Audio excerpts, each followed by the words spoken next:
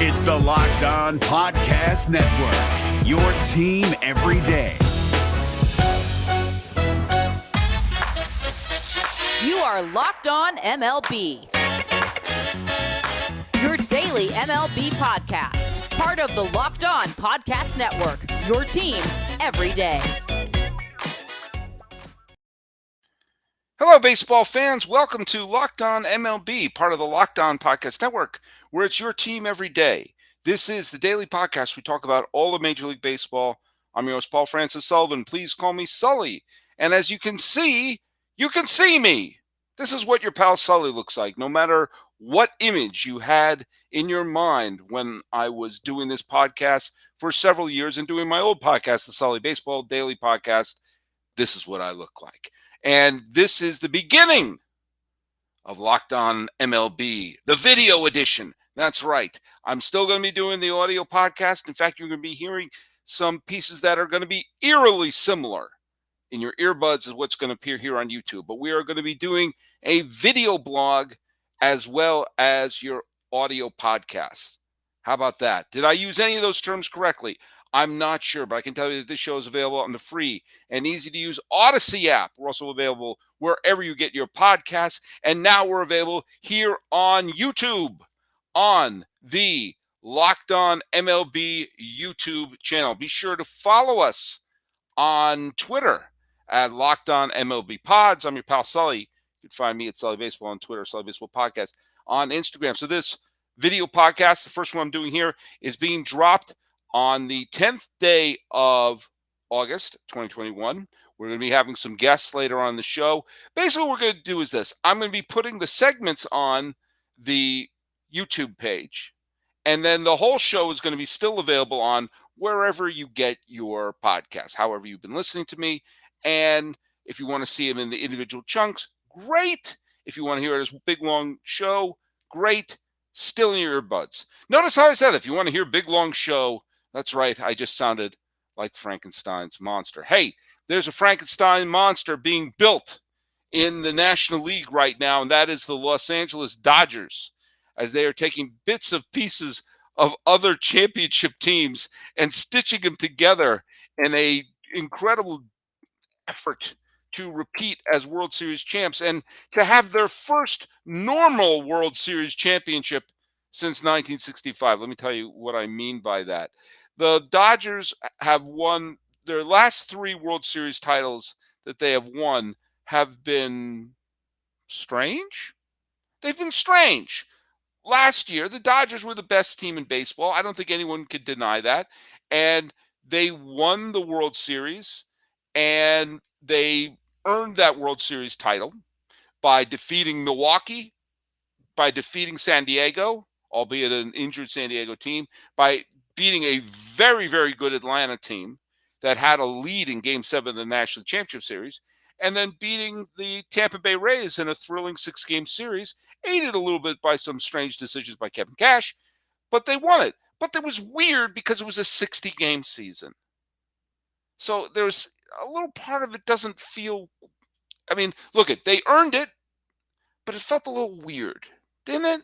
It doesn't feel like a normal series. The fact that they won the World Series title in Arlington, Texas, and weren't playing the Rangers. That's weird. They were playing in front of cardboard cutouts of Brody Stevens and other people. That is also weird. These are all strange things that happened in last year's World Series. What was the previous World Series? The previous World Series was the I can't believe what I just saw, Kirk Gibson home run, Oral Hershiser doing the rest of it.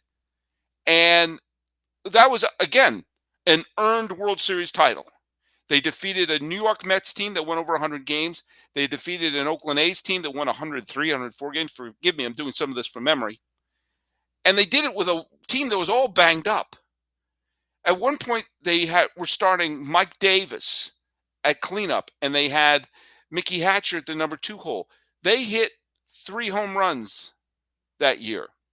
Combined, 3 home runs for an entire season. Partly they were starting them because there were so many injuries on the team. And they actually wound up trading away Pedro Guerrero at one point because all the injuries meant they needed to be filling in some of the gaps.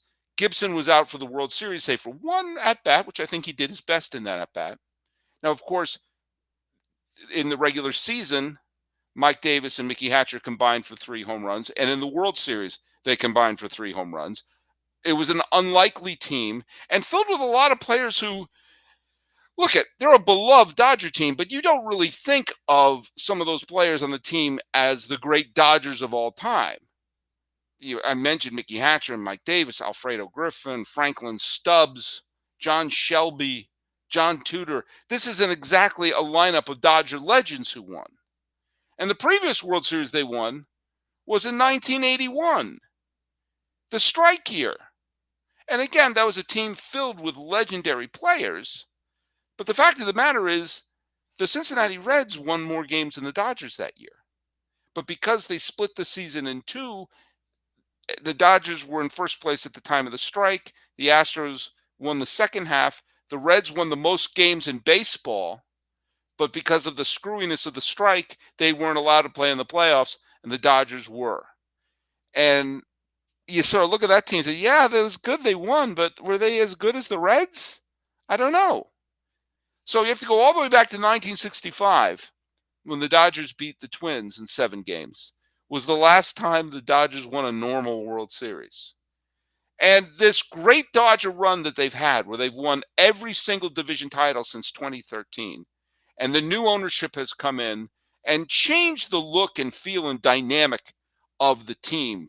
I mean, has been an unprecedented success. And, or perhaps it would say unprecedented would mean I'm not including the Atlanta Braves and the great run that they had in the 1990s and the 2000s. But like that Braves run, that team won 1 World Series title.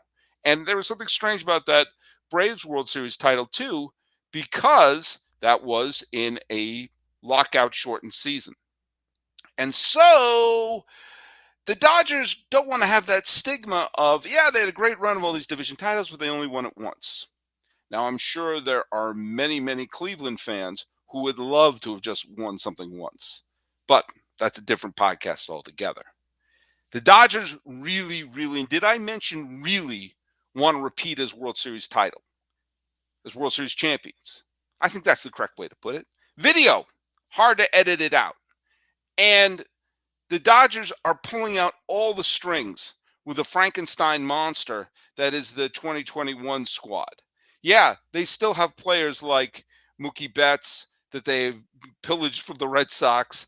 They have people like David Price, Cy Young Award winner, postseason hero, coming out of the bullpen.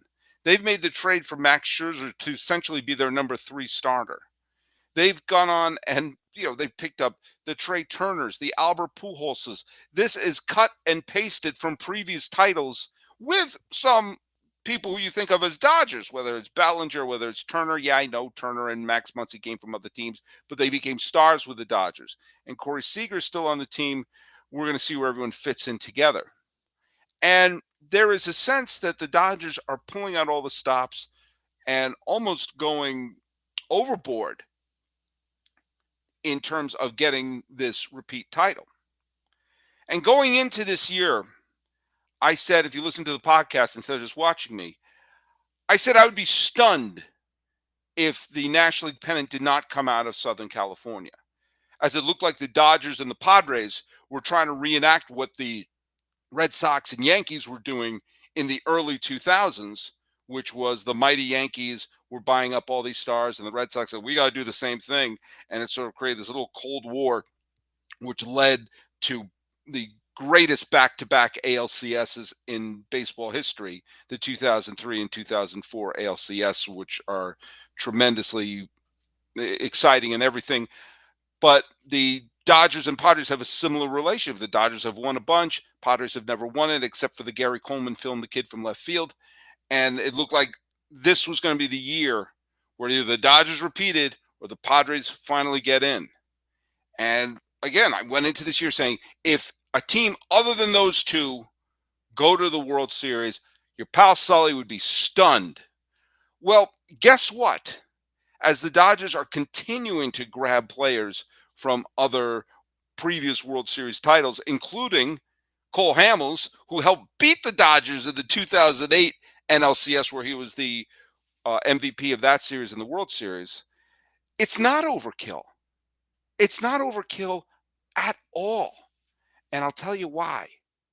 Because despite the fact that the Dodgers are having a terrific season, that according to baseballreference.com, the greatest website in the history of the planet Earth, they have a 98.8 chance of making it to the postseason.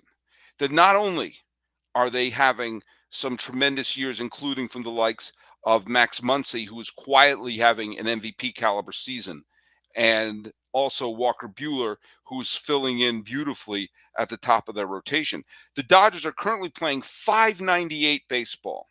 Now, I'm not good enough at math to figure that out for myself, what that would mean over an entire season. So I'm busting out the old calculator. And that is a team that is on pace to win 96 games. Pretty good. That's pretty good. Remember, folks, there's still a wild card team. They are still a team that could be one and done this October. One and done. And in terms of that Southern California showdown, the San Diego Padres have allowed the Cincinnati Reds to have images of an upset dancing in their head. Now, the Padres did get some good pitching over the weekend from Darvish and from Snell. And that has been long overdue because those two have disappointed this year, and the Padres had a dreadful July that have allowed the Reds to get back into it. Here's something to keep a note about the Cincinnati Reds that I bet you didn't notice. Since the end of June, so all of July and the first few weeks of August, the Cincinnati Reds have been the best team in the National League. They've gone 22-11, the best team. And, well, they have allowed themselves to climb back into the race. Now, imagine this scenario. The Reds pass the Padres. Is that possible? Sure, it's possible. As of this recording, currently the Reds are only 2.5 games behind the Padres and only 2 games back in the loss column. Heck, if the Padres pull a Mets, the Reds could be in the wild card by the end of the week. And so you have a 1-game playoff between Los Angeles and Cincinnati, and all of a sudden you could have a situation where this Frankenstein monster doesn't even make it out of the wild card game. If it's a 1-game playoff, that's a coin flip. I don't care who you're playing. I don't care. The greatest team I ever saw play was the 1998 Yankees. The worst team I ever saw play was probably, heck, I'm just going to say the 93 Mets. I'm sure there were worse teams, but that team was just unwatchable. Head to head, in 1 game, that Met team could beat the Yankees. Head to head, a Reds team with pretty good pitching and a dynamic lineup could potentially beat the Dodgers, especially when you consider Clayton Kershaw's on the 60-day DL. He's not going to come back until September. Max Scherzer was not a trade out of gluttony. That was a trade out of necessity. So there is a Frankenstein's monster being built right down the street. I'm recording this from the luxurious Locked On MLB studios in Pasadena, California, overlooking the historic Rose Bowl. Right down the 5, you can go to Dodger Stadium, and the team that they're building there is being built for one purpose and one purpose only, to make sure that this run is never mentioned in the same breath as the Atlanta Braves from the 90s and the 2000s as, yeah, they were great, but they only won once. They want to take that away. Put their name alongside a team like, I don't know, the Big Red Machine, or the other team that is currently in front of them, the San Francisco Giants, who won the 3 titles last decade. So it's possible. It is not overkill that the Dodgers are doing all this. It's kind of out of necessity. So we'll see what happens. But anyone who thinks that the Dodgers are a lock to stampede to the World Series. Keep in mind, they're not even guaranteed to play more than one postseason game. And that's weird. It's the Locked On Podcast Network, your team every day.